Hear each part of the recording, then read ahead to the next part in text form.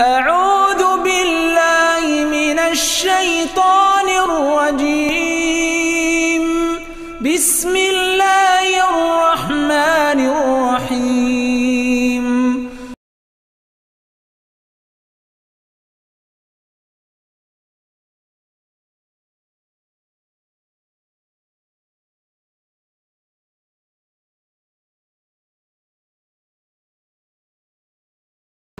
إن الحمد لله نحمده ونستعينه ونستغفره ونعوذ بالله من شرور أنفسنا وسيئات أعمالنا.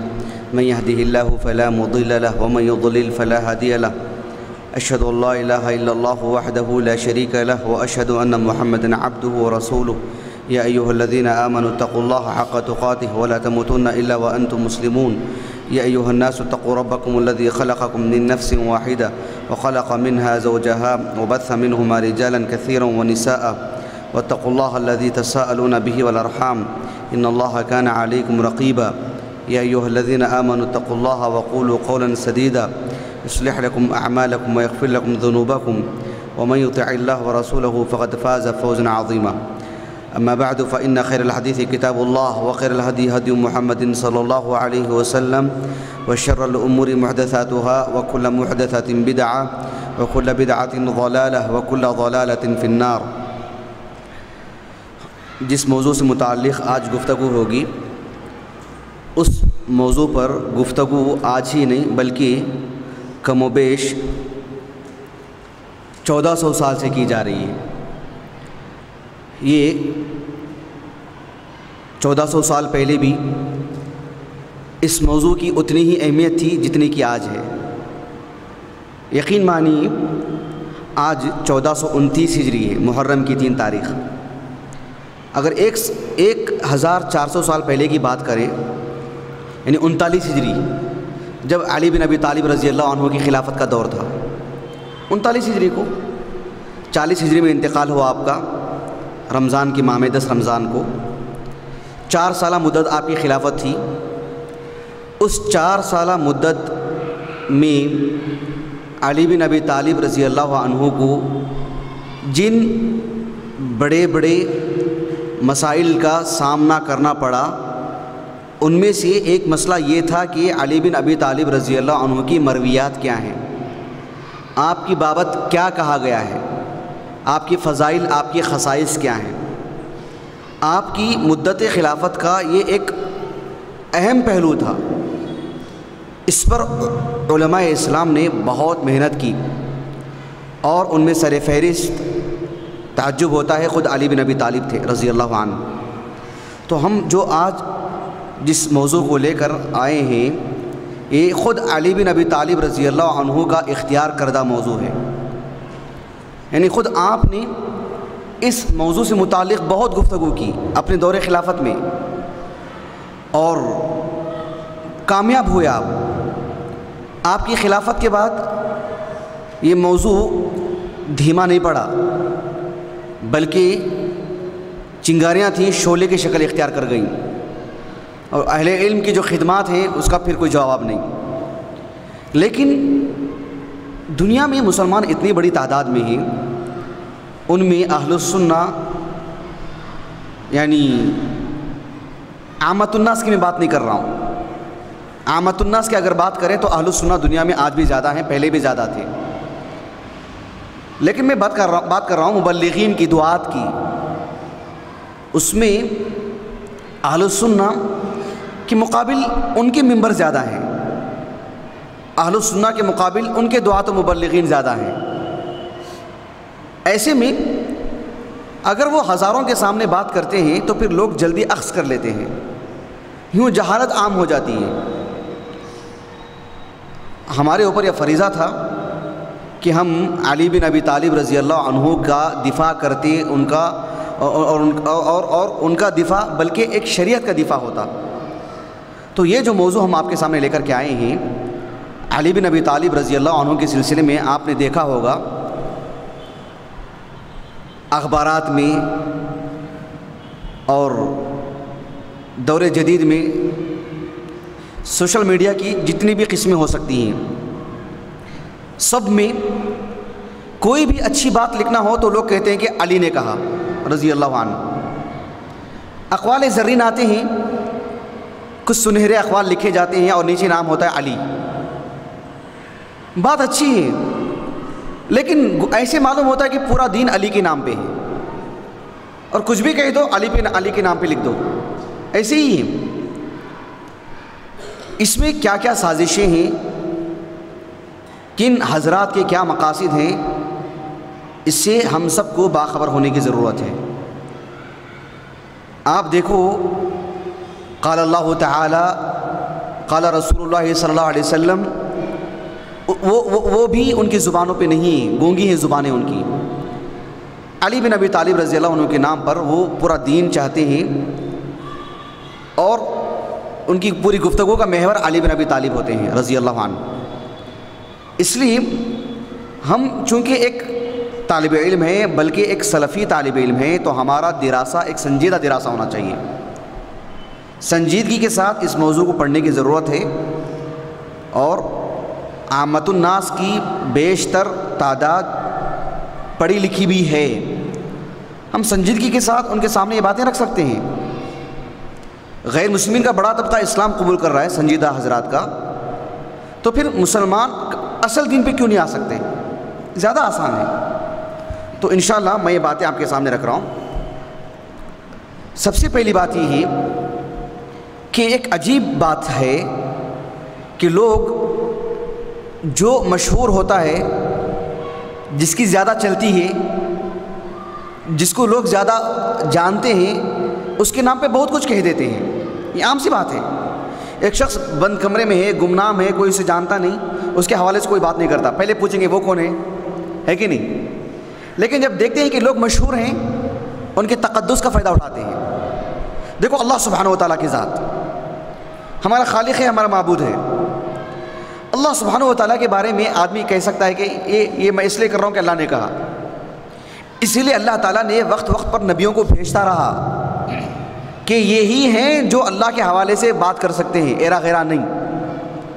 ورنہ اگر معاملہ ایسا نہیں ہوتا تو کوئی بھی شخص بول دیتا کہ ایسا کرو، ایسا مت کرو، یہ اچھی چیز ہے، یہ بری چیز ہے. کیوں؟ اللہ نے کہا. ایسی نہ ہوتا ہے. سورہ یونس میں اللہ رب العالمین نے فرمایا کہ لوگ کہتے ہیں کہ جو ہے ہم ان کی عبادت کیوں کرتے ہیں، ہمارے سفارشی ہیں. ہؤلاء شفعاؤنا عند اللہ.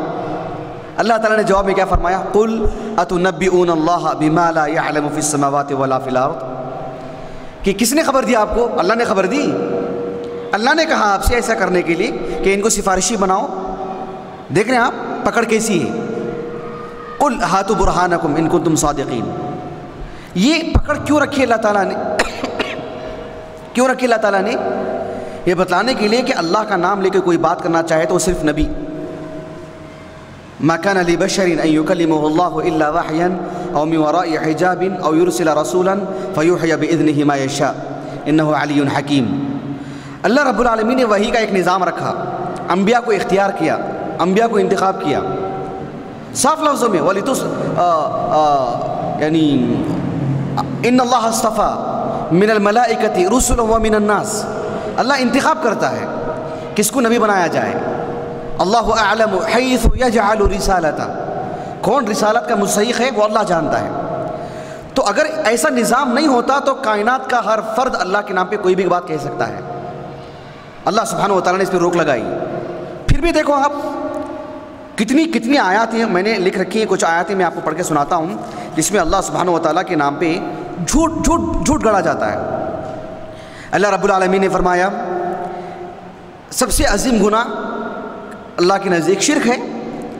سورۃ النساء میں اللہ تعالیٰ نے کہا ان اللہ لا یغفر ان یشرک بہ ویغفر ما دون ذلک لمن یشاء ومن یشرک باللہ فقد افترى اثما عظیما. سبحان اللہ. دیکھ رہے ہیں آپ، یعنی اللہ تعالیٰ شرک کے علاوہ سب گناہ کو معاف کرے گا اللہ چاہا تو. اور جو بھی مشرک ہے، جو بھی شرک کرتا ہے وہ دلیل کی بنیاد پہ ہی، جو بھی شرک کرتا ہے وہ دلیل کی بنیاد پہ شرک کرتا ہے. اللہ تعالیٰ نے فرمایا کہ نہیں، وَمَن يُشْرِكْ بِاللَّهِ فَقَدِ افْتَرَى اِثْمًا عَظِيمًا. وہ جھوٹا ہی ہو سکتا ہے، وہ عظیم گنہگار ہی ہو سکتا ہے. افطرا، جھوٹ گڑنا، یعنی شرک ہو اور دلیل کی بنیاد پہ ہو ہی نہیں سکتا. اسی لیے کفار بھی کل قیامت کے دن بولیں گے واللہ ربنا ما کننا مشرکین، اے اللہ، اے ہمارے رب تیری قسم ہم نے شرک کیا ہی نہیں، کیونکہ دلیل ہے ہی نہیں اس کے لیے. تو یہ سب سے عظیم چیز ہے.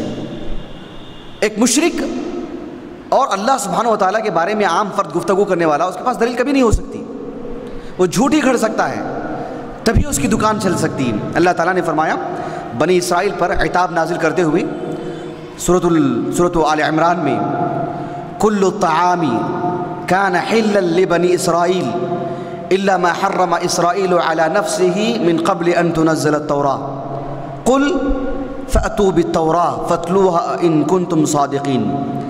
پھر کہا اللہ تعالیٰ نے فمن افترى على الله الكذب من بعد ذلك فأولئك هم الظالمون قل صدق الله فاتبعوا ملة ابراہیم حنیفا وما كان من المشرکین.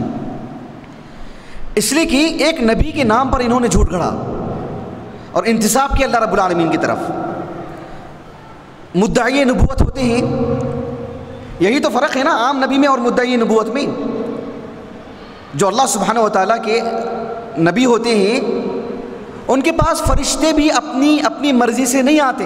ما نتنزل الا بامر ربک، آپ کا رب چاہتا ہے تبھی ہم نازل ہوتے ہیں، آپ کے پاس آتے ہیں، ورنہ ہماری کیا مجال کہ ہم آئیں آپ کے پاس.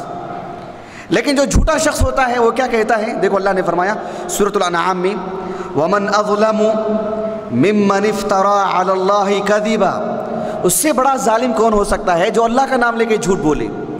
او قال، یا یہ کہے اوحی الی ولم یوحى الیہ شیء، کہ میری طرف بھی وحی نازل ہوتی ہے جبکہ اس کی طرف کوئی وحی نازل نہیں ہوئی. ومن قال سانزل مثل ما انزل اللہ. سمجھ رہے ہیں آپ میری بات کو؟ اللہ سبحانہ و تعالیٰ کا نام لے کر جھوٹ بولنا کیوں؟ درمیان میں جو اللہ نے نبوت کا جو واسطہ رکھا ہے، یہ اگر واسطہ نہیں ہے تو پھر کائنات کا ہر فرد کو مجال ہے، چھوٹ ہے اس کو جھوٹ بولنے کی، پھر فرق کیا رہ گیا؟ اللہ سبحانہ و تعالیٰ نے ایک اور جگہ پر قرآن مجید میں فرمایا سورہ یونس میں، خود انبیاء تک کو ورغلایا گیا، کہا گیا کہ آپ پر جو وحی نازل ہوتی ہے ٹھیک ہے، کچھ باتیں اپنی طرف سے بھی بول دو جس سے ہم راضی ہو جائیں. سمجھ رہے ہیں آپ اس بات کو؟ یہ نقطہ واضح ہو آپ کو؟ انبیاء علیہم السلام وحی کی روشنی میں گفتگو کرتے ہیں. قوم اتنی بدبخت ہوتی ہے انبیاء کو راہ حق سے ہٹانا چاہتی ہے کہ تم جو باتیں وحی کی روشنی میں بول رہے ہیں ٹھیک ہے، لیکن کچھ باتیں وحی کی روشنی سے ہٹ کے بھی کہو. سمجھ رہے ہیں؟ اللہ کا نام لے کے کچھ باتیں کہہ دو جس سے ہمارے تمہارے درمیان کچھ دوستانہ ہو جائے. بات واضح ہوئی آپ کو؟ دیکھو اللہ رب العالمین نے فرمایا وَإِذَا تُتْلَى عَلَيْهِمْ آيَاتُنَا بَيِّنَاتٍ قَالَ الَّذِينَ لَا يَرْجُونَ لِقَاءَنَا ائْتِ بِقُرْآنٍ غَيْرَ هَذَا ائْتِ بِقُرْآنٍ غَيْرِ هَذَا أَوْ بَدِّلْ. دوسرا قرآن لے کر کے آؤ، ائْتِ بِقُرْآنٍ غَيْرِ هَذَا، یا پھر او بدل دو اس کو. اللہ تعالیٰ نے کہا کہ قل ما یکون لی ان ابدلہ من تلقاء نفسی، میں اپنے تئیں بدل نہیں سکتا. ان اتبع الا ما یوحى الی انی اخاف ان عصیت ربی عذاب یوم عظیم. قل لو شاء اللہ ما تلوته علیکم ولا ادراکم به فقد لبثت فیکم عمرا من قبلہ افلا تعقلون. فمن اظلم ممن افترى على الله كذبا او كذب بآياته انه لا يفلح المجرمون. جو میں نے 4 آیتیں آپ کے سامنے پڑھی ہیں، اس میں یہی بات کہی گئی ہے کہ اللہ کے رسول علیہ السلام کو اتنا بہلایا پھسلایا گیا کہ آپ جو ہے راہ حق سے ہٹ جائیں، کچھ باتیں اپنی طرف سے الگ سے کر دیں جس سے ہمارے تمہارے درمیان اچھا ماحول بن جائے. حتیٰ کہ آپ تعجب کرو، اللہ کے رسول علیہ السلام اس راستے سے ہٹنے بھی والے تھے. اللہ اکبر. تعجب ہو رہا ہے آپ کو میری اس بات پہ؟ اللہ تعالیٰ نے فرمایا سورہ نساء میں، سورۃ الاسراء میں وَلَوْلَا أَن ثَبَّتْنَاكَ لَقَدْ كِدتَّ تَرْكَنُ إِلَيْهِمْ شَيْئًا قَلِيلًا إِذًا لَأَذَقْنَاكَ ضِعْفَ الْحَيَاةِ وَضِعْفَ الْمَمَاتِ ثُمَّ لَا تَجِدُ لَكَ عَلَيْنَا نَصِيرًا. اگر ہم آپ کو ثابت قدم نہ رکھتے تو آپ ان کی باتوں میں آ گئے ہوتے. وَدُّوا لَوْ تُدْهِنُوا فَيُدْهِنُونَ. وہ چاہتے ہیں کہ آپ مداہنت کریں, دین کے نام پہ لچک اختیار کریں. یہ اتنی بڑی چیز ہوتی ہے.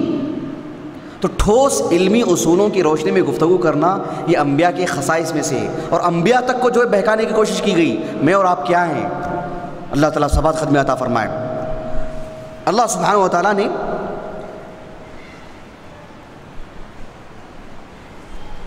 قرآن مجید میں اس موضوع کی بہت آیتیں نازل کی ہیں. سب آیتیں پڑھنا میرا مقصود نہیں ہے. میرا مقصود یہ تھا کہ اللہ سبحانہ و تعالیٰ کی ذات بابرکت, اس کی قدوسیت اور اللہ تعالیٰ کا ڈر فطری طور پر انسانوں کے اندر ہوتا ہے. بدبخت لوگوں میں بھی ہوتا ہے, شر پسندوں میں بھی ہوتا ہے, سخت لوگوں کے دلوں میں بھی ہوتا ہے. جب لوگ اللہ کے حوالے سے ان کے سامنے بات کرتے ہیں تو دل گداز ہو جاتا ہے, دل نرم پڑ جاتا ہے.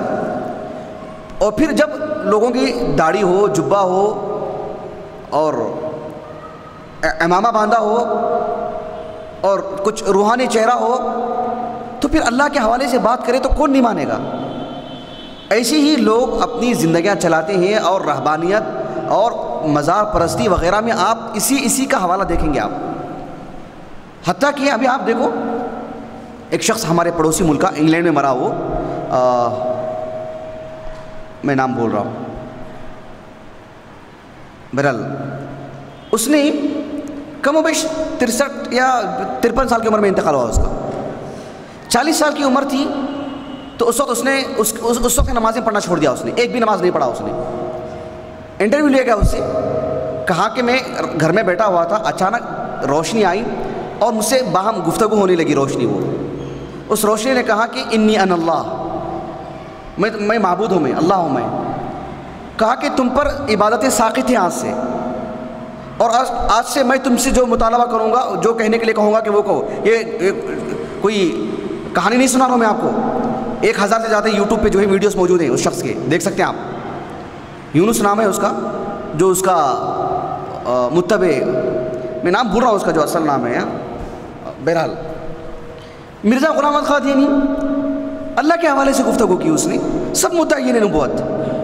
تو اللہ سبحانہ و تعالیٰ کے نام پر جھوٹ بولنا یہ ایک جرت ہے, جسارت ہے, اور لوگ اپنے آپ کو اس طرح کا پیش کرنے کے لیے اتنی بڑی جسارت بھی کر دیتے ہیں.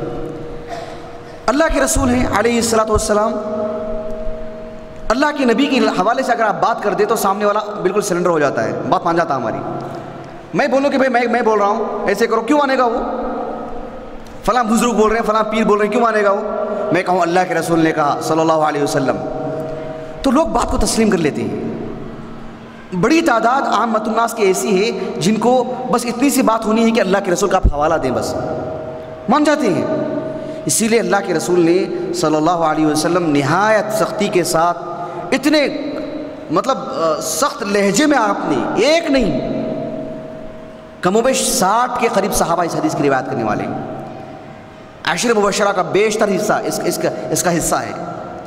معلوم ہے آپ کو, امام بخاری رحمہ اللہ نے اپنی صحیح بخاری کی کتاب العلم میں ایک باب قائم کی ہیں کہ باب اسم من کذب علی النبی صلی اللہ علیہ وسلم.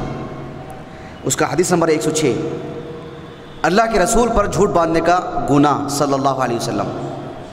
ایک شخص کا نام لے کے جھوٹ بولتا ہے, وہ بھی کبیرہ گناہ ہے, لیکن اس کی خطورت کتنی ہوگی جب وہ نبی کا نام لے کے جھوٹ بولے. دیکھیں اس حدیث کے راوی بھی علی بن ابی طالب ہیں. 5 حدیثیں امام بخاری. پہلی حدیث علی ہے.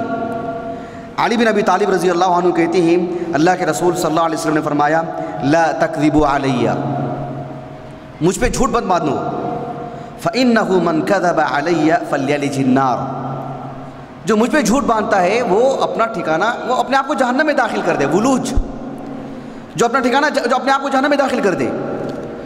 اس موضوع کی حدیثیں بہت ہیں, بلکہ امام طبرانی رحمہ اللہ, شاید کتاب میں خریدا ہوں, آ جائے گی انشاءاللہ. امام طبرانی رحمہ اللہ نے صرف اس حدیث کو رکھ کے کتنے صحابہ سے مروی ہیں, اس ایک حدیث کی کتنی سندیں ہیں, سب تقریباً میرے حساب سے 300 صفحے کا رسالہ امام طبرانی کا رحمہ اللہ محقق چھپا ہے. سمجھ لیں میری بات آپ, امام طبرانی کا. صاحب المعجم الکبیر، امام طبرانی رحمہ اللہ نے اس کا اتنا دراسہ کیا.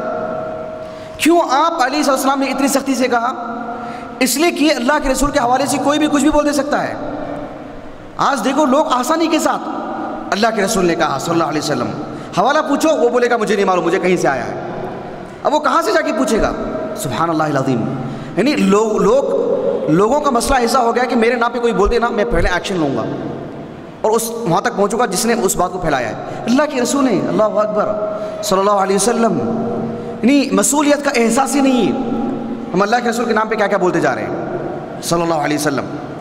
ایسے کائنات میں بڑے بڑے لوگ ہیں جن کے نام پہ لوگ ان کے تقدس کا فائدہ اٹھاتے ہیں اور جھوٹ بولتے ہیں. امام ابو حنیفہ کو دیکھو آپ رحمہ اللہ، آپ کی جلالت، آپ کا علم، آپ کی فقاہت مسلم ہے، محترم شخصیت ہے، مؤخر ہیں آپ، اور بالاتفاق آپ کی امامت پر یعنی آپ کی امامت جو مسلم ہے پورے علماء کے نزدیک، اس وقت سے لے کر کے آج تک بھی.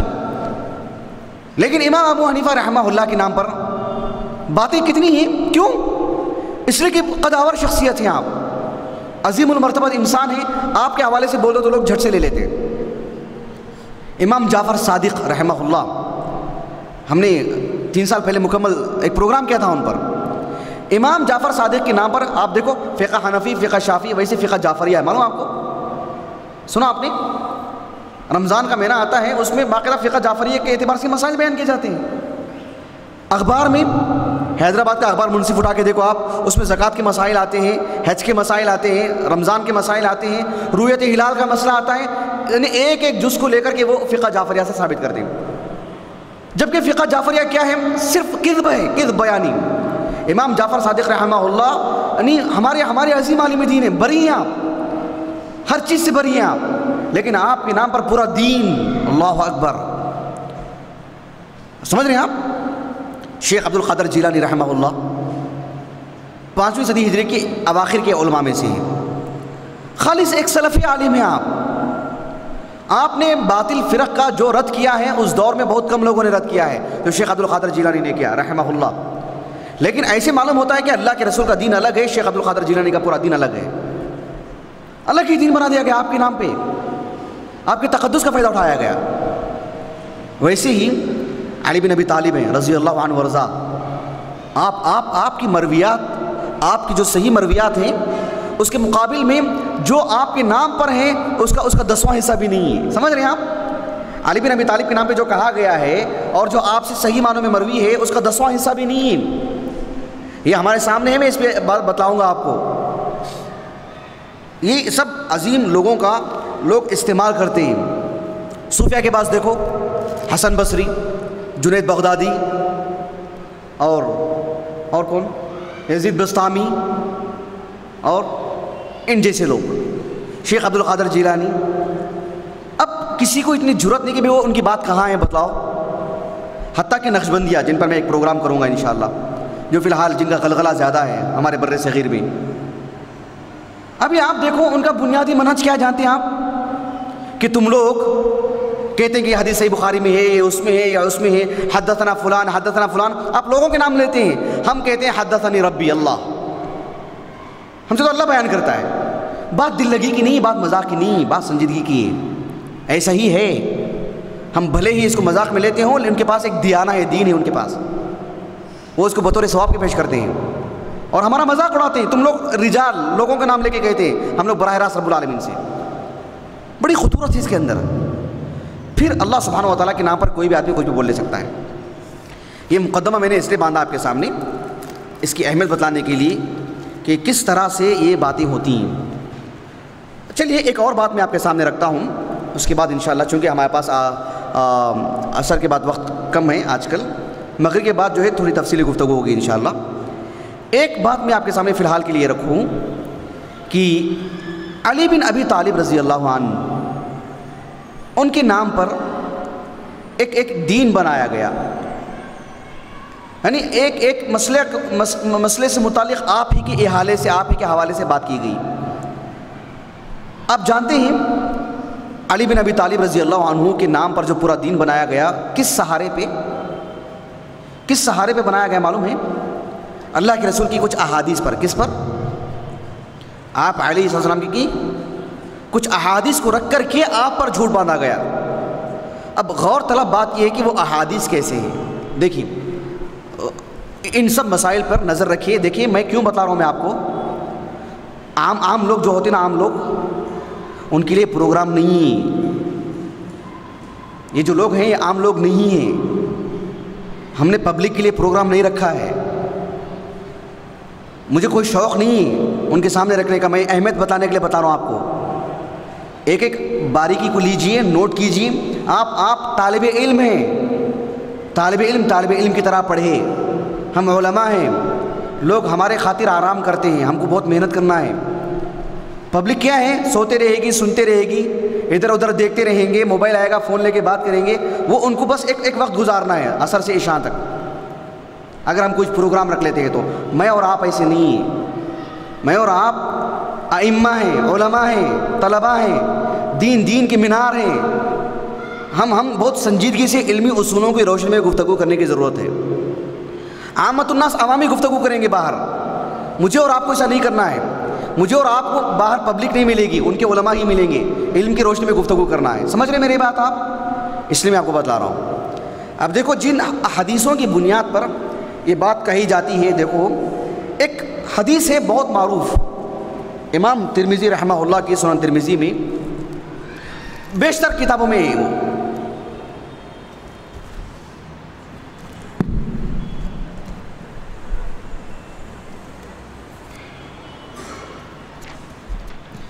سنن ترمذی میں کتاب المناقب، امام ترمذی رحمہ اللہ نے باب قائم کیا کہ باب انا دار الحکمہ وعلی بابها، یعنی اللہ کے رسول علیہ السلام کے حوالے سے ایک حدیث بہت عام کی گئی، ایک حدیث بہت عام کی گئی کہ انا مدینۃ العلم، کیا ہے؟ انا مدینۃ العلم، یعنی میں علم کا شہر ہوں، وعلی بابها، اور علی اس کے دروازہ ہیں، اور آپ کو علم ہونا ہے تو فلیأت الباب، آئیں دروازے پر آئیں۔ یہ حدیث کے الفاظ نہیں میں کہہ رہا ہوں، وہ بھی حدیث ثابت نہیں اللہ کے رسول سے صلی اللہ علیہ وسلم۔ سنن ترمذی میں یہ جو حدیث ہے اس کے الفاظ دیکھو، علی بن ابی طالب کے حوالے سے کہ عن علی رضی اللہ عنہ قال قال رسول اللہ صلی اللہ علیہ وسلم انا دار الحکمہ، الحکمہ یعنی النبوہ، العلم، انا دار الحکمہ وعلی بابها۔ امام ترمذی رحمہ اللہ فرماتے ہیں ھذا حدیث غریب منکر روا بعضهم هذا الحديث عن شريك ولم يذكروا فيه عن السنابح ولا نعرف هذا الحديث عن أحد من الثقات غير شريك وفي الباب عن ابن عباس۔ اس حدیث کو منکر قرار دیا امام ترمذی نے رحمہ اللہ، اور ساتھ میں کہا کہ یہ حدیث جو یہاں حضرت علی سے ثابت ہے، کہا کہ ابن عباس سے بھی ثابت ہے، مطلب ان سے مروی ہے، صحیح ہونا ضروری نہیں۔ اس حدیث کے سلسلے میں علماء کی بڑی تعداد، جمہور اہل علم نے اس کو ضعیف قرار دیا، بلکہ امام ذہبی نے موضوع قرار دیا اس کو۔ یہ حدیث اصل ہے، اس حدیث کو رکھ کر کے پوری باتیں علی کے نام پہ تھوپی گئی۔ بات واضح ہو رہی ہے آپ کو؟ اب علم کے نام پہ کچھ بھی بولنا ہو تو علی کے نام پر، کیوں؟ اللہ کے رسول نے کہا انا مدینۃ العلم یا انا دار الحکمہ وعلی بابها۔ اس ایک نقطے کو رکھ کر کے پورا دین بنایا گیا۔ اب دیکھو یہاں پر یہ تہذیب الاثار بہت معروف کتاب ہے، امام طبری کی، امام طبرانی کی نہیں، مفسر قرآن، تفسیر طبری ہی نہیں، انہی کی کتاب ہے، کئی کتابوں کے مصنف ہیں آپ، اللہ نے آپ کی ساری کتابوں کو شہرت دی۔ یہ تہذیب الاثار، اس میں آپ نے یعنی عمر بن خطاب، علی بن ابی طالب وغیرہ پر بڑا تفصیلی گفتگو کی، آپ نے بہت تفصیلی گفتگو، پوری مرویات لے کر کے آئے ان کے مناقب کی۔ علی بن ابی طالب رضی اللہ عنہ کے حوالے سے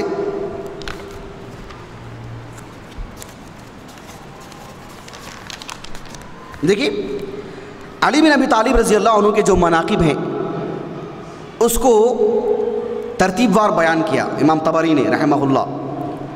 پھر وہ حدیث لے کر کے آئے جس میں یہ ہے کہ انا دار الحکمہ وعلی بابوہا، اس حدیث کو بھی لے کر کے آئے۔ اس حدیث کو لا کر کے امام طبری رحمہ اللہ نے کہا کہ اس میں دو علتیں ہیں۔ کتنی علتیں ہیں؟ دو علتیں ہیں۔ کہا کہ پہلی علت یہ ہے کہ یہ وہ حدیث ہے انہ خبر لا يعرف له مخرج عن علی عن النبی صلی اللہ علیہ وسلم الا من هذا الوجہ۔ کہا کہ اس حدیث کی پہلی علت یہ ہے کہ یہ حدیث صرف اسی سند سے آئی ہے، حدیث علی، اس کی دوسری سند نہیں ہے، اور اس کی یہ ایک ہی سند ہے اور وہ سند ضعیف ہے۔ کیوں ضعیف ہے؟ کہا کہ ان سلمہ بن کہیل عندهم ممن لا يثبت بنقله حجہ۔ کہا کہ اس میں سلمہ بن کہیل ایک راوی ہے جو محدثین کے نزدیک ناقابل حجت ہے، آپ کا اعتبار نہیں ہے۔ اس طرح سے امام طبری رحمہ اللہ نے اس روایت کو لا کر کے اس کا ذوب بیان کیے۔ امام حاکم رحمہ اللہ جزاہ اللہ خیرہ، اللہ آپ کے درجات کو بلند فرمائے، اللہ آپ سے راضی ہو، لیکن آپ بشر ہیں۔ ان کی جو المستدرک علی الصحیحین ہے، جہاں کئی فوائد کا وہ مجموعہ ہے ان کی کتاب، وہیں پر کئی اغلاط سے بھری ہوئی بھی ہے۔ یہ اغلاط، یہ غلطیاں، یہ تسامحات امام حاکم رحمہ اللہ جیسے عظیم عالم دین، جیسے باخبر عالم دین، جیسے تجربہ کار عالم دین، اور علم الرجال، اسانید پہ گہری نظر رکھنے والے عالم دین، اس کے باوجود بھی چونکہ آخری عمر کا آپ کا وہ کام تھا، نظر ثانی کا بھی موقع نہیں مل سکا، اس کا بھی انہوں نے ذکر کیا کتاب التفسیر میں۔ اس وجہ سے یہ سب غلطیاں ہوئی رحمہ اللہ۔ المستدرک علی الصحیحین سے متعلق ایک دراسہ کریں گے ہم آپ کے سامنے انشاءاللہ کبھی۔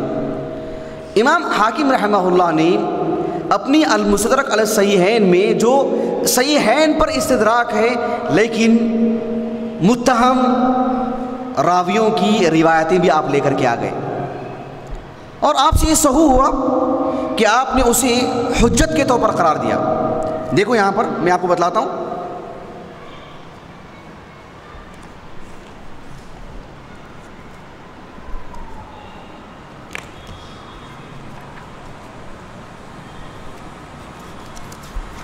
جی یہ جو حدیث ہے انا مدینۃ العلم وعلی بابوہا، اس حدیث کو رکھ کر کے چونکہ شیعہ نے پورا دین بنایا ہے۔ آپ جانتے ہیں کچھ علماء پر شیعیت کا الزام لگایا گیا، وہ جاننا چاہیے، جیسے عبدالرزاق الصنعانی رحمہ اللہ، آپ پر شیعیت کا الزام لگایا گیا۔ امام حاکم رحمہ اللہ ہیں، آپ بھی اس کی زد میں آئے اور آپ کو بھی شیعیت سے متہم کیا گیا انہی چیزوں کی وجہ سے، ورنہ آپ اللہ اکبر بری ہیں اس سے، امام حاکم ہوں، امام عبدالرزاق صنعانی ہوں رحمہ اللہ۔ امام حاکم رحمہ اللہ نے اس حدیث کو لائے اور اس کو کئی طرق سے لائے، کئی سندیں لائے اس کی، اور یہ ثابت کرنا چاہا کہ انا مدینۃ العلم وعلی بابوہا یہ حدیث صحیح ہے۔ اگر اس کو صحیح بھی مان لیں تو اس شیعہ کے لیے حجت نہیں ہوگی، وہ ہم آپ کو بعد میں سمجھائیں گے، لیکن یہ حدیث صحیح سے ثابت نہیں ہے اللہ کے رسول سے صلی اللہ علیہ وسلم۔ اس میں کچھ ایسے روات ہیں، جیسے ایک راوی ہیں احمد ابن عبداللہ ابن یزید الحرانی، احمد ابن عبداللہ ابن یزید الحرانی ایک راوی ہیں، ان سے متعلق امام ابن حجر اور ان سے پہلے امام ذہبی اور دیگر اہل علم نے بھی ان کو متہم قرار دیے۔ اب دیکھو یہ جو امام حاکم کی المستدرک علی الصحیحین ہے، آپ کو معلوم ہے اس کتاب پر امام ذہبی رحمہ اللہ نے تعلیقات چڑھائی ہیں، معلوم ہے نا آپ کو؟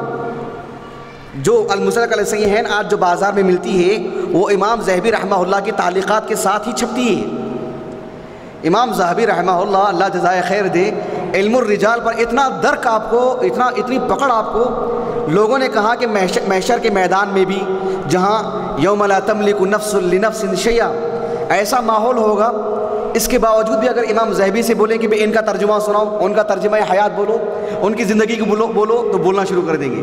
مطلب جبل تھے آپ علم الرجال میں۔ ابن حجر نے جب حج کیا تو زمزم پی کے یہی دعا کی تھی، امام ذہبی جیسا حافظ عطا فرما، امام عراقی جیسا حافظ عطا فرما۔ تو امام ذہبی رحمہ اللہ دوران طالب علمی ہم ہوتے نا فضل صالح اول وغیرہ میں، فضل صالح آخر میں، ایک طالب علم کو مقالہ دیا جاتا نا، تطبیق مہارت پیدا کرنے کے لیے. طالب علمی کے دور میں آپ نے اس کتاب کو رکھ کے تعلیقات چڑھائی ہیں، آج وہ استنادی حیثیت رکھتی ہے. اللہ اکبر. امام ذہبی طالب علم کے دور میں ایسے تھے تو بڑے عالم دین بنے تو کیسے رہے ہوں گے. اللہ اکبر. اندازہ لگائیے آپ. امام ذہبی رحمہ اللہ کہتے ہیں یعنی اس حدیث کی بنیاد پر جس حدیث کو امام حاکم نے صحیح قرار دیا، امام ذہبی کہتے قال الذہبی رحمہ اللہ العجب، کہتے ہیں العجب من الحاکم وجرأته فی تصحیحہ ھذا وامثالہ من البواطیل. کہا کہ امام حاکم رحمہ اللہ پہ تعجب ہوتا ہے اور آپ کی جرأت پہ بھی تعجب ہوتا ہے کہ ایسی احادیث کو بھی آپ نے صحیح کیسے قرار دے دیا، ایسی باطل روایتوں کو آپ نے صحیح قرار دیا اور صحیحین پہ استدراک کیا ایسی باطل روایت کو لے کے. تعجب والعجب من الحاکم وعلی جرأتی. اللہ اکبر. آخر میں کہا کہ وہ احمد یعنی احمد ابن یزید الحرانی، کہا کہ وہ احمد ھذا دجال کذاب لا تحل الروایت عنہ، اس سے روایت جائز نہیں، اس سے روایت نہیں لے سکتے. اس بیس پہ آپ ایک نبی کے نام پہ حدیث ثابت کر سکتے ہیں؟ کہا کہ نہیں، یہ بواطیل میں سے باطل روایت ہے. بات واضح ہو گیا آپ کو. یہ کتاب دیکھتے ہیں، جانتے ہیں آپ لسان العرب بول رہا ہوں، لسان المیزان جانتے ہیں؟ کوئی بول سکتے ہیں کیا ہے کتاب یہ؟ یعنی اتنا تو معلوم ہے نا فقہی کتاب نہیں ہے، فقہی مسائل پہ ہے یہ. ایسی کچھ بولو نا تاریخ پر ہے، کس موضوع پہ کتاب ہے یہ؟ ہاں اگر نہیں معلوم ہے نا بول دیجیے نہیں معلوم ہے. کس پر؟ رجال پر. کس طرح کی رجال پر؟ ثقات پر، مجاہیل پر، ضعفاء پر. احسنت. یہ جو لسان المیزان ہے امام ذہبی کی کتاب ہے، معلوم آپ کو میزان الاعتدال. یعنی امام ذہبی رحمہ اللہ 8ویں صدی ہجری کے ہیں، 748 ہجری میں آپ کا انتقال ہوا. تو امام بخاری یا احمد بن حنبل کے زمانے سے لے کر کے ان کے دور تک بڑی تعداد میں علماء تھے جو کسی کی جرح کرتے تھے، کسی کی توثیق کرتے تھے. ان کے مختلف الفاظ کلمات ہوتے تھے. سمجھ رہے ہیں آپ؟ جیسے امام کئی علماء ہیں، ابھی نام لیں گے تو ہمارا وقت نکل جائے گا، ہمارا موضوع نہیں ہے. جو علماء اس میدان کے ماہرین ہیں جو رجال پہ گفتگو کرتے ہیں، ان میں کہیں بے اعتدالی بھی ہوتی تھی. مثال کے طور پر یعنی کسی نے کسی کے حق میں شدت سے کام لیا کہ وہ ضعیف ہے، کسی نے تھوڑا تساہل سے کام لیا کہ نہیں وہ ثقہ ہے. تو آپ نے میزان الاعتدال لکھ کر کے، میزان سمجھے ترازو، یعنی سب کے اقوال رکھو اور تولو اعتدال کے ساتھ، انصاف کے ساتھ، دیانتداری کے ساتھ. میزان الاعتدال. ان کے انتقال کے بعد ابن حجر پیدا ہوئے اور لسان کے جو ترازو کا جو یہ ہوتا نہیں کاٹا، جو ہوتا نہیں کاٹا، کہا کہ میزان الاعتدال جو انہوں نے کتاب لکھی تھی اس پہ انہوں نے کتاب لکھا لسان المیزان. یعنی جو میزان ہے اس کا وہ کاٹا درست ہو تبھی کام کر پائے گا، کون سا وزن ہے کون سا ہلکا ہے. آپ نے ان اصولوں کو رکھی. یہ میں ایک فنی بات بتا رہا ہوں آپ کو، تطبیق سے آپ کو بات سمجھ میں آئے گی. لسان المیزان میں جو کتب ستہ سے زائد روات ہے، کتب ستہ کے سارے روات تو تہذیب الکمال میں ہی ہے، بچا کچا تو اس میں لا لیا انہوں نے، تہذیب التہذیب میں ابن حجر نے رحمہ اللہ. لیکن اس کے علاوہ کے جو روات ہیں جو ان کو اس میں انہوں نے اس کے ضمن میں لے کر کے آئے، جو ضعفاء و مجاہیل ہیں. دیکھو لسان المیزان میں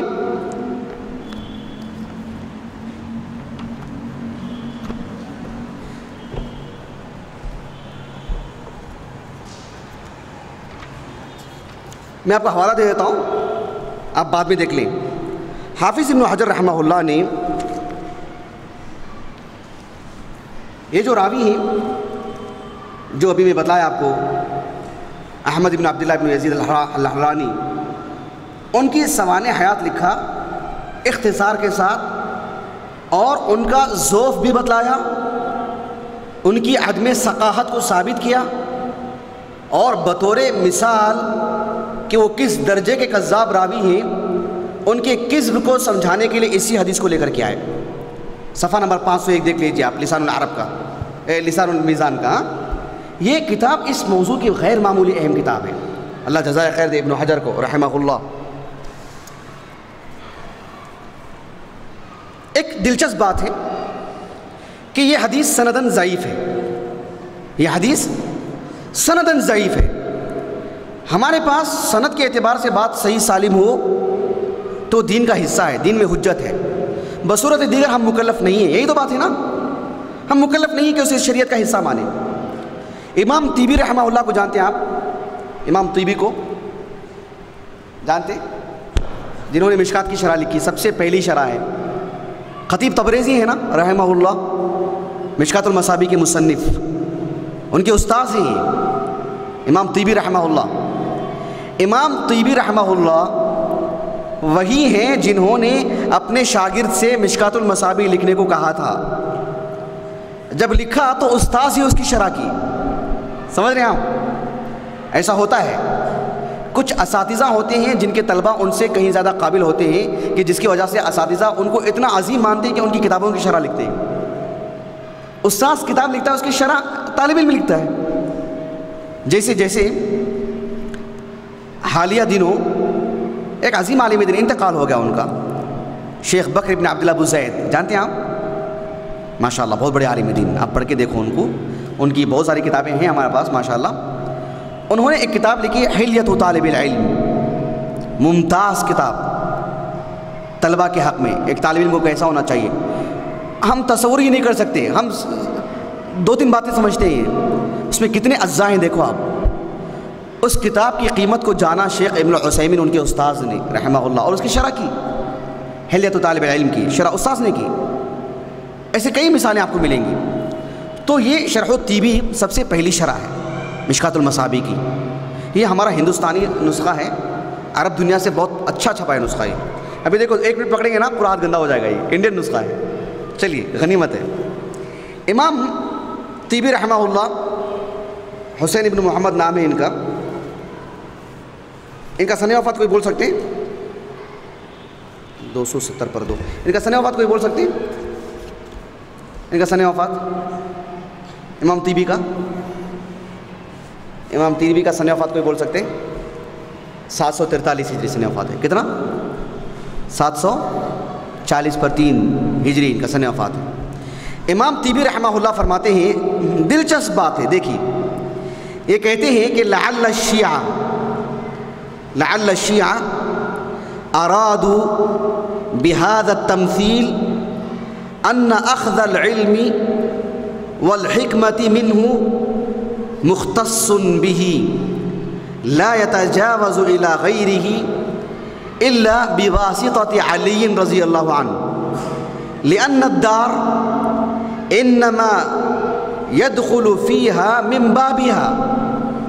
کہتے ہیں شیعہ نے اس حدیث کو رکھ کے یہ سمجھانے کی کوشش کی کہ انا مدینۃ العلم, میں علم کا مدینہ ہوں, یعنی اللہ کے رسول نے کہا علیہ السلام.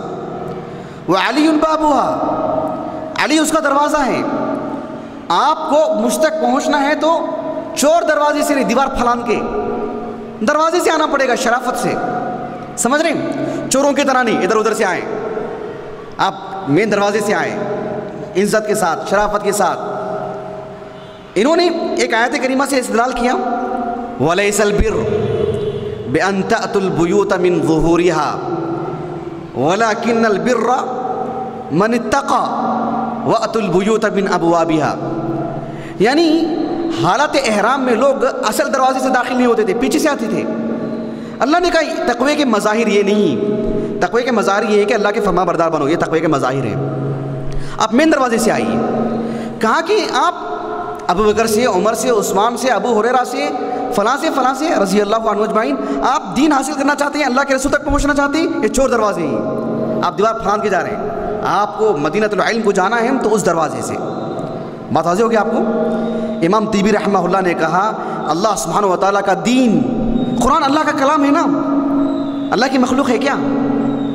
قرآن اللہ کی مخلوق ہے عیاذاً باللہ, کفر ہے وہ.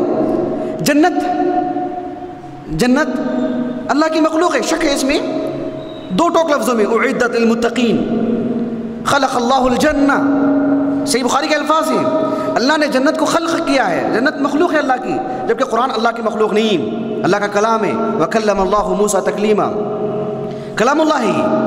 اب غور طلب بات کیا ہے کہ امام طیبی رحمہ اللہ نے کہا کہ آپ جو ہے مطلب یعنی ایک الزامی جواب, سامنے والے کو منہ بند کرنا بولتے نہیں، الزامی جواب دیا آپ نے. کہا کہ جنت جو کہ ایک مخلوق ہے، اللہ سبحانہ و تعالیٰ نے اس کے 8 دروازے رکھے ہیں، اور تم اللہ سبحانہ و تعالیٰ کے دین کے لیے ایک دروازہ صرف علی سے دین لو؟ نہیں، اس کے لیے تو لاکھوں ہزاروں دروازے رکھے اللہ کے رسول نے کہ جس سے بھی میرا دین ملے. ابو ہریرہ سے ہیں، علی بن ابی طالب ہیں، عبداللہ بن مسعود ہیں، انس بن مالک ہیں، ابو سعید الخدری ہیں، یعنی افراد ہیں. اب کتنے آپ کو نام بتلائیں، رضی اللہ عنہ اجمعین. کہا کہ ایک مخلوق کے لیے 8 دروازے اور تم اللہ کے کلام کے لیے ایک دروازہ. ایسے الزامی جواب دیا انہوں نے. یہ الزامی جواب اپنی جگہ پر، کیونکہ الزامی جوابات کے پھر جوابات بنتے جاتے ہیں.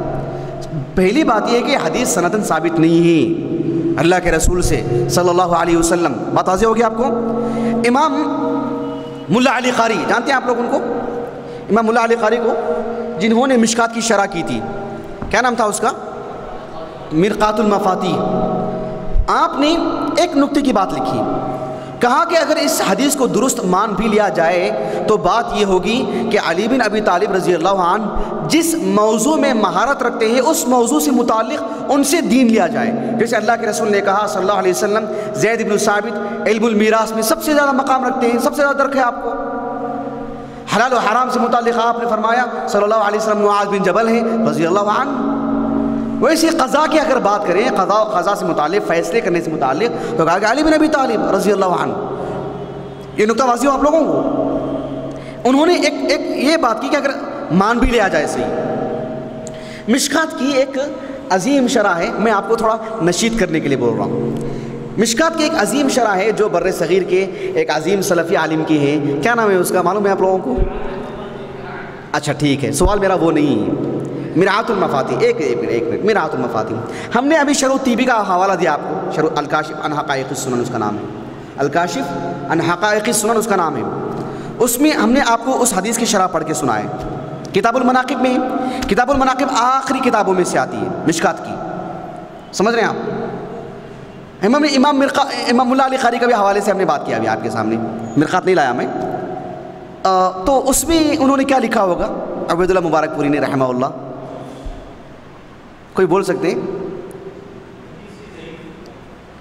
حدیث ضعیف ہے ایسا لکھا ہوگا انہوں نے، رجمم بالغیب.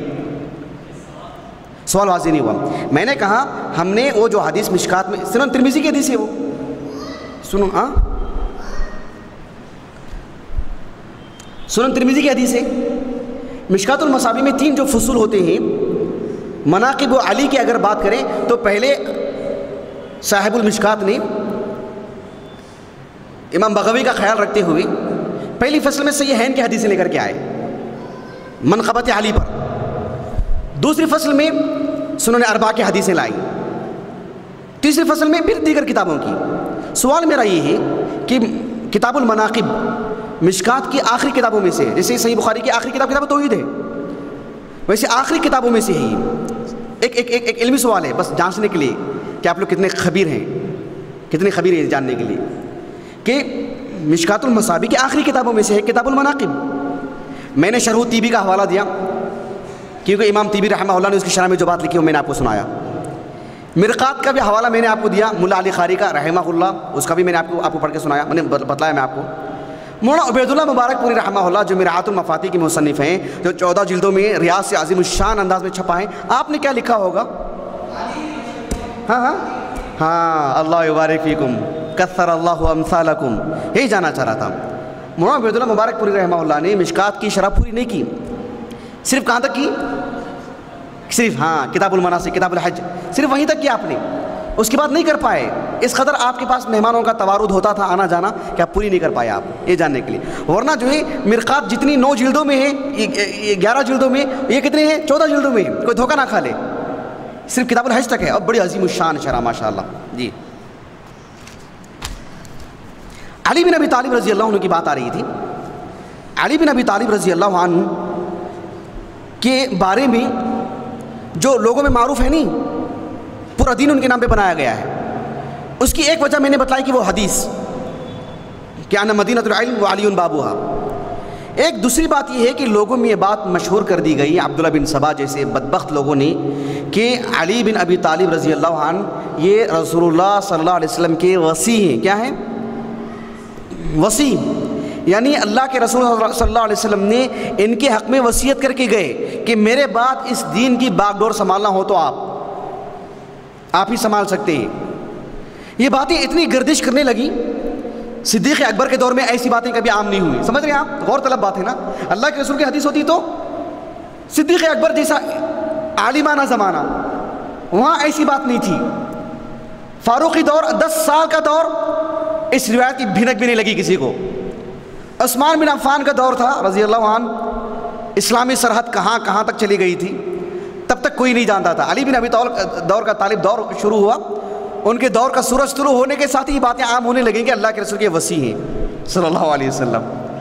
سمجھ رہے ہیں آپ میری بات؟ آپ مجھے آپ دکھا دو، آپ تاریخی طور پر آپ ہیں چند افراد، بات ریکارڈ ہو رہی ہے، یہ پورے عالمی سطح کے لیے بات ہو سکتی ہے۔ کوئی بھی یہ بتلا دے کہ فاروقی دور میں، صدیقی دور میں، عثمانی دور میں یہ حدیثیں کیوں گردش نہیں کی، کیوں لوگوں کے سامنے نہیں آئیں، یوں بتلا دیتے۔ وہ صدیق اکبر کا دور تھا، علی بن ابی طالب کا دور آنے کے ساتھ ہی یہ باتیں سامنے آئیں کہ آپ اللہ کے رسول کے وصی ہیں صلی اللہ علیہ وسلم۔ آپ دیکھو صحیح بخاری میں، میرا انداز سے وقت ہو گیا نہیں، 5 منٹ باقی ہے، کیسا کریں؟ 5 منٹ ہیں، بات کر سکتے ہیں جی۔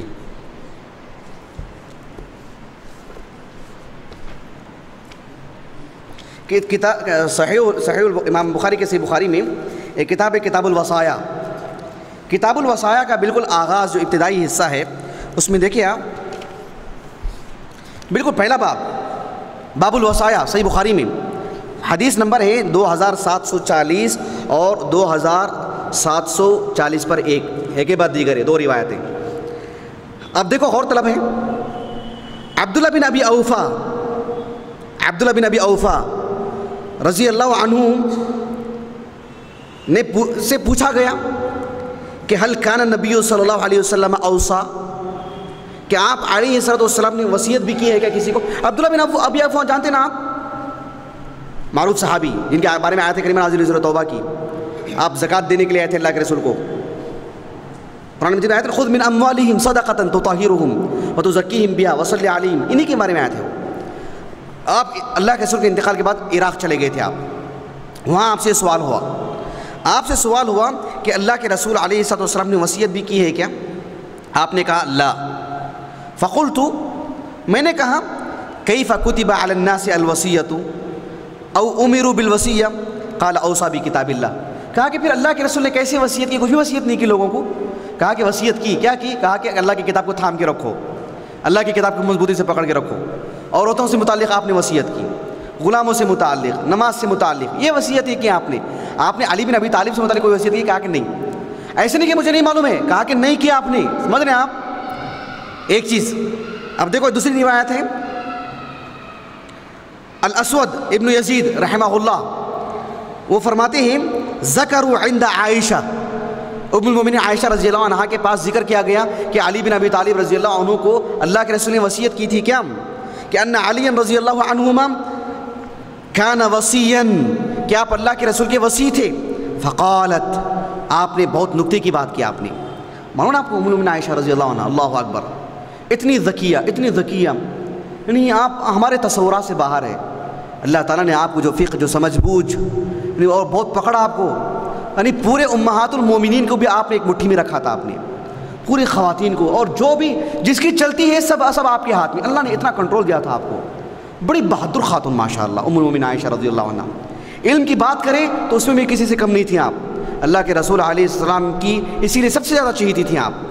ام المومنین عائشہ کہتی ہیں رضی اللہ عنہ، اسی لیے لوگ کہتے ہیں کہ صرف خوبصورتی کی بنیاد پر شخص اپنی بیوی کو نہیں چاہتا، بلکہ اس کی ذکاوت پر، اس کی چالاکی پر، اس کی ہوشیاری پر، اس کی دینداری پر، اس کی دور اندیشی پر، اس کی بصیرت پر۔ ام المومنین عائشہ رضی اللہ عنہ جمیلہ تھی، خوبصورت تھی، یقیناً کوئی دو رائے نہیں اس میں، لیکن آپ کی جو چاہت تھی صرف ظاہری روپ کی وجہ سے نہیں، آپ کا جو علم، آپ کا جو مستویٰ، آپ کی جو ذہانت، جو تیز دماغ، یہ جو تینی چیزیں صلاحیتیں، وہ ہمارا موضوع انشاءاللہ کبھی بیان کریں گے آپ کے سامنے، اس وجہ سے آپ کو چاہتی، اسی لیے آپ نے کتنے نکتے کی بات کی۔ دیکھو ام المومنین عائشہ کہتی ہیں رضی اللہ عنہ، متی اوصی الی، علی بن ابی طالب کو اللہ کے رسول نے وصیت کی تھی، ارے کب کر دی؟